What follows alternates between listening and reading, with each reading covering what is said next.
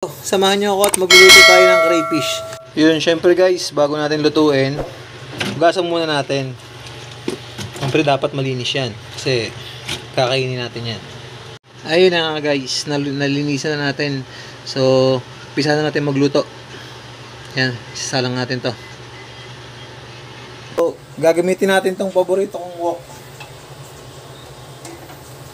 So, yun lang yung rekado natin ito. So, papakita ko sa inyo. Bawang, sibuyas. Siyempre, hindi mawawala. Dairy cream. Baka naman. Bahala ka na. So, yun, naglagay pala tayo ng konting mantika. Para hindi masunog yung natin. Butter. Lagay tayo ng kalahati.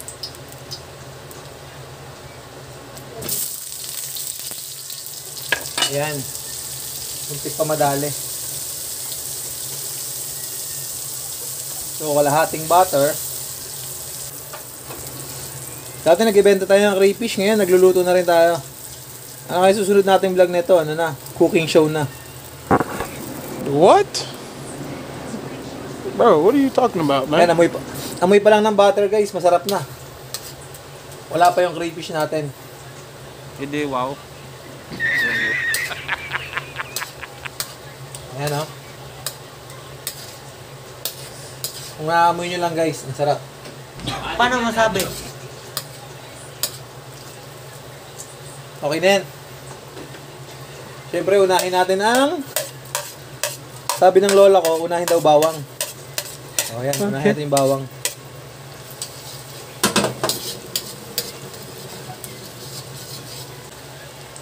Siyempre, dahil wok yan, lalakas natin yung apoy.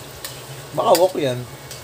Tapos syempre, susunod natin yung alam nyo na. Alam nyo na kung ano yan.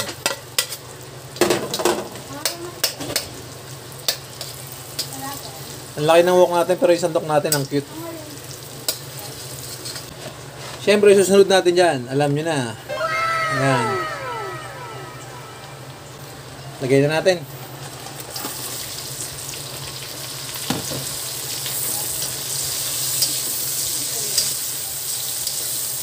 So, lalagyan na lang natin ito.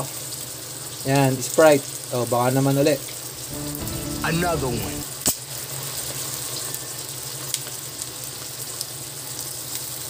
Tansyahin nyo lang kung gano'ng kadami. Papakuluin lang natin siya.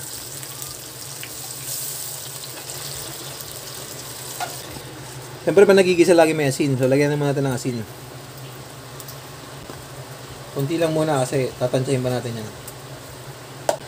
Pag lalagyan nyo na ng asin, alam nyo na. Gawin nyo na, takpan. Ngayon, silip muna tayo. Silip.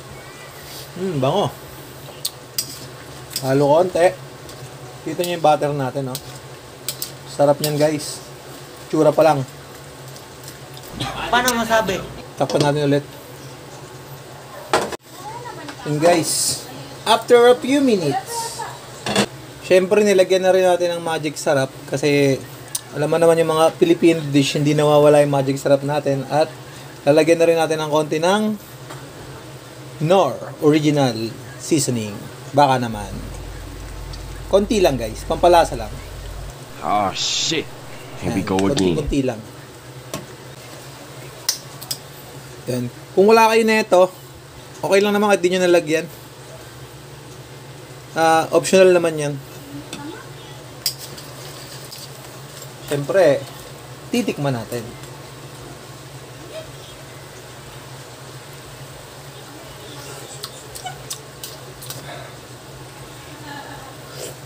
Ang sarap.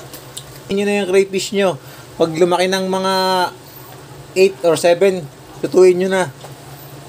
Pero siguraduhin nyo ng itlog na bago nyo lutuin. Para di naman kayo lugi. Takpan lang natin ulit. Tapos pagkatapos natin ito, yan, antay lang tayo lang minuto, luto na yan. Yan guys. Luto na yan. Tuhanguin na natin.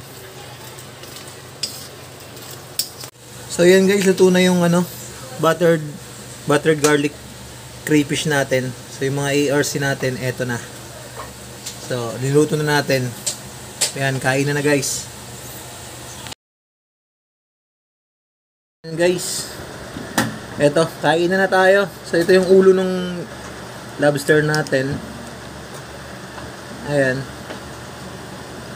Ang taba. Ayan guys, ang taba niya. Oh. Ayan. So ito yung ano. Ayan. Kakain na tayo ha. Hindi muna ako makakapag-video kasi magkakamay ako. So kakamay tayo guys. Mas masarap nakakamay. Sige, palitaan ko na lang kayo. Hindi, wow. At ayun na nga guys. Yan na lang natira dun sa crayfish natin. Siyempre, ang salarin. Ayan. Ayan ang mga salarin sa pagkain ng crayfish natin. Ito lang yung natira. Ang sarap ng kain.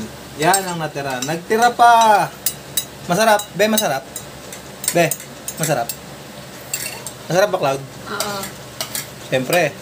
Baka luto ko yan.